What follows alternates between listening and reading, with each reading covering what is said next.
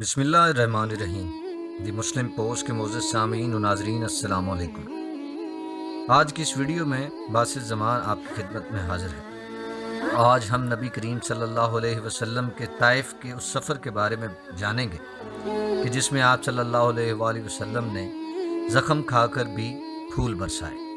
یہ کار دعوت نبوت کا 10واں سال ہے۔ 10 سال کی محنت کے بعد بھی مکہ کے سردار اور عوام اس بات کے لیے تیار نہیں کہ اللہ وحدہ لا شریک کی بندگی اختیار کریں، اس کے رسول صلی اللہ علیہ وسلم کی اطاعت قبول کریں اور مکہ کو دعوت الہی کا مرکز بنا دیں، بلکہ اب تو وہ داعی حق کو ہی ختم کرنے کا سوچ رہے ہیں۔ شفیق چچا ابو طالب کا سہارا تھا، وہ رخصت ہو چکے ہیں۔ 25 سالہ رفاقت حضرت خدیجہ کی تھی، وہ بھی ختم ہو چکی ہے۔ اب کدھر کا رخ کریں؟ مکہ نے اپنے بہترین ہیرے آپ کی گود میں ڈال دیے ہیں، لیکن اب تو اس مسکن کی تلاش ہے جہاں خدائے واحد کی بندگی کی بنیاد پر ایک معاشرہ قائم ہو اور ساری دنیا پر اس کے خالق کی حکومت قائم کرنے کا سامان ہو۔ نبی کریم صلی اللہ علیہ وسلم طائف کا سوچتے ہیں اور وہاں کا رخ کرتے ہیں۔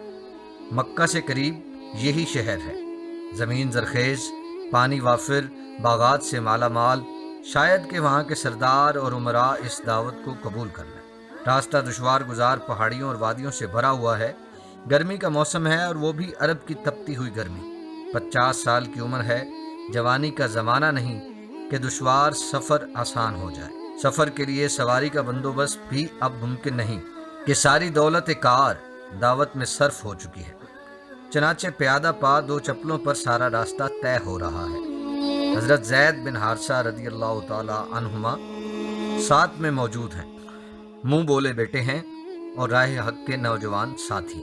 طائف پہنچ کر حضور صلی اللہ علیہ وسلم بنو ثقیف کے 3 سرداروں عبد جالیل، مسعود اور حبیب کے پاس جاتے ہیں اور ان کے سامنے دعوت پیش کرتے ہیں۔ 10 سال مکہ میں ٹھکرائے جانے کے بعد جو امیدیں طائف سے ہو سکتی تھی وہ چکنا چور ہو جاتی ہیں جب امارت و دولت اور اقتدار کے نشہ میں چور یہ 3 سردار بھی اس دعوت کو ٹھکرا دیتے ہیں۔ ان کے جواب سننے کے لائق ہے۔ ٹوٹے ہوئے دل کے لیے پہلا تیر یہ تھا، اللہ کو رسول بنانے کے لیے تمہارے سوا اور کوئی نہ ملا؟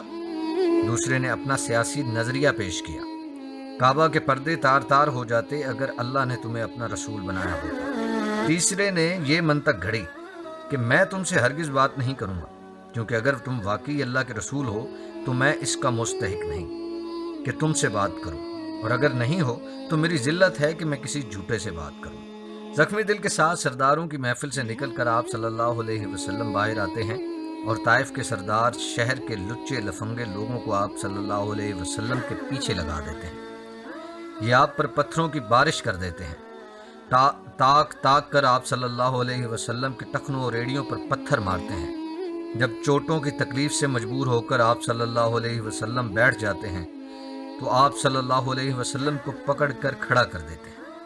3 کلومیٹر کے راستے پر اسی طرح سنگ باری کے نتیجے میں آپ صلی اللہ علیہ وسلم زخموں سے چور اور لہو لہان ہو جاتے ہیں اور بالآخر طائف کی بستی سے نکل کر ایک باغ میں پناہ لیتے ہیں۔ اب ذرا یہ منظر دیکھیے کہ کس کا دل ہے کہ پھٹ نہ جائے۔ زخموں سے گھٹنے چور ہو گئے، پنڈلیاں زخمی ہو گئی، کپڑے لال ہو گئے۔ نو عمر رفیق زید نے سڑک سے بے ہوشی کی حالت میں جس طرح بن پڑا اٹھایا، پانی کے کسی گڑھے کے کنارے لایا، جوتیاں اتارنا چاہیں تو خون کی گوند تلووں سے اس طرح چپک گئی کہ ان کا چھڑانا مشکل ہو۔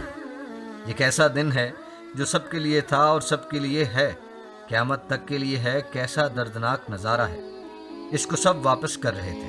بات اس پر ختم نہیں ہوئی کہ انہوں نے جو پیش کیا اس کو صرف رد کر دیا، بلکہ آگ میں پھاندنے والوں کی جو کمریں پکڑ پکڑ کر گھسیٹ رہا تھا وہی کمر کے بل گرایا گیا تھا۔ ایک بار حضرت عائشہ رضی اللہ تعالی عنہا نے پوچھا، اے اللہ کے رسول، کیا آپ پر احد کے دن سے بھی سخت دن کوئی گزرا ہے؟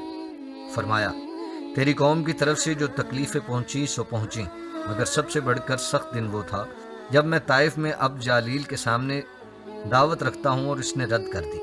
امیدوں کے ساتھ طائف کا سفر، ٹوٹا ہوا دل، زخموں سے چور جسم، زندگی کی سب سے زیادہ سخت دن، یہ سارے مناظر نگاہوں میں رکھیے اور اب دیکھیے کہ آپ صلی اللہ علیہ وسلم کی زبان پر الفاظ کیا آتے ہیں۔ یا الہی، اپنی بے زوری و بے بسی و بے سر و سامانی کا شکوہ تجھ سے ہی کرتا ہوں۔ دیکھ، انسانوں میں ہلکا کیا گیا لوگوں میں یہ کیسی سبکی ہو رہی ہے۔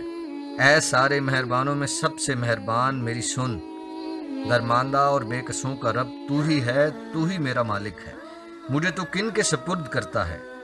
کیا اس حریف بیگانہ کے جو مجھ سے ترش روئی روا رکھتا ہے، یا تو نے مجھ کو اور میرے سارے معاملات کو میرے دشمنوں کے قابو میں دے دیا ہے؟ پھر بھی اگر تو مجھ سے ناراض نہیں تو مجھے ان باتوں کی کیا پرواہ؟